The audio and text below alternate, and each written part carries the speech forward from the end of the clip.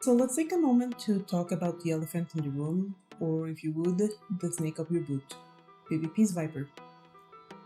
Its sudden explosion in popularity and corresponding hate in social media have caught me off guard. Historically, Viper has had a cycle of being immensely underpowered to overpowered to just okay to very strong, more specifically in Frontlines. So I want to briefly talk today about why it's caught between being terrible to play and being terrible to play against, and what you can do to fight it back effectively. More conversation has been happening regarding Viper on social media and official forums than on almost any other change in PvP, which I found curious. I tried researching back to the post originating its sudden boom in public perception, and the best I could do was this post on X. Now, let's go over the scoreboard in question real quick before we talk about the culprit job. This is either an Ansel Adam or World War II match in the European servers that lasted 19 minutes. That is nearly a timeout. You can see scores are crazy tight with each other and very few damage dealt numbers under 1 million, so we can safely assume it was a tremendously competitive match. Even then, the Viper at the top had an absolutely extraordinary KDA of 70 kills, 6 deaths, 53 assists, with 11.7 million damage dealt and incredibly more damage healed than dealt. It's very likely they were being heavily supported by a pre-made or even their entire team, but as I do not have insider information about this match, we'll never know. Now, let's talk about why base Viper can do this. One big reason is because a lot of the big damage buttons on Viper's kit had cleave, or more accurately splash damage, meaning they hit the original target for big damage and any targets in the vicinity for smaller quantities.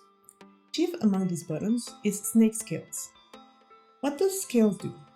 It essentially gives a Viper a 50% damage reduction, a 4k potency shield, and immunity to most light crowd control in exchange for the Viper essentially self-stunning and standing there like a doofus in the middle of a fight for 1 GCV.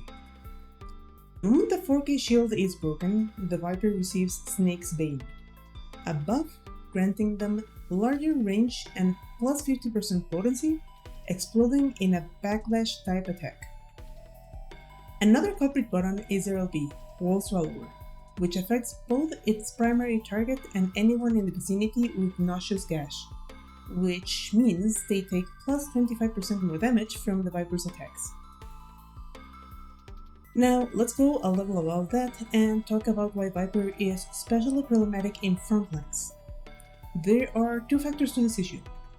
One is job modifiers, out of which Viper has an egregious minus 60% reduction in damage taken. The other is rule actions, Bloodbath, and Bravery in particular. Both of them are damage buffs, one self-applied by melee jobs, one that physical range can give to themselves or their allies. Since rule action buffs in 14 are multiplicative, this means that a Viper with both buffs applied effectively has a plus 60% damage buff. Add Snake's Bane, and that's 134%, add Nauseous Gash, and that's nearly 200% damage buff the Viper is rolling. While there are other jobs that can terrorize the queues on account of the damage and OBs, there are none that can pile up damage buffs and abuse the mistakes of other players, such as Viper. So players justifiably feel it's broken. However, the truth is that the biggest issue with this job is its damage taken reduction bonus on Frontlines, as while annoying, the job isn't remotely as problematic in Crystalline Conflict and Rebel Wings. However, this job also has severe weaknesses that you can exploit to fight back. Here's a list of the things you can do. I don't want to sound insulting, but everything in PvP is an awareness check, and most players fail it constantly. In both Frontlines and Rebel Wings, if you target something, what you see is not their name, but their job, and their buffs and debuffs should be nearby. If you can't see them, make a copy of your PvE HUD for PvP use, and move everything to where you can clearly see your target. Also, if you see this icon, that is the time not to press buttons on the Viper.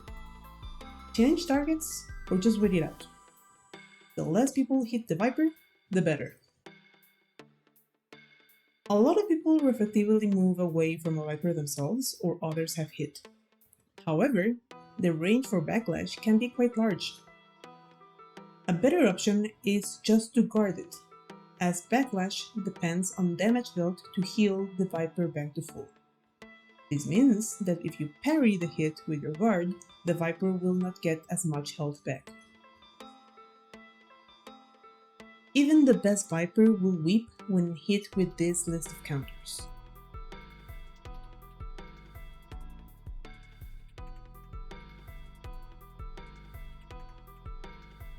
Also worth mentioning, uncleansable CCs such as Hysteria, Meet to Drive, and Country Dance all go through scales.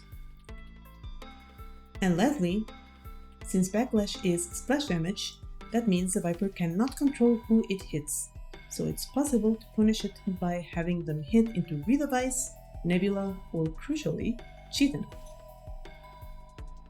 We can only hope Square Enix adjusts its jobs in Frontlines soon to make it less dominant, as it's very clear people consider it unfun to play against. Until then, however, I hope these tips have been useful to you.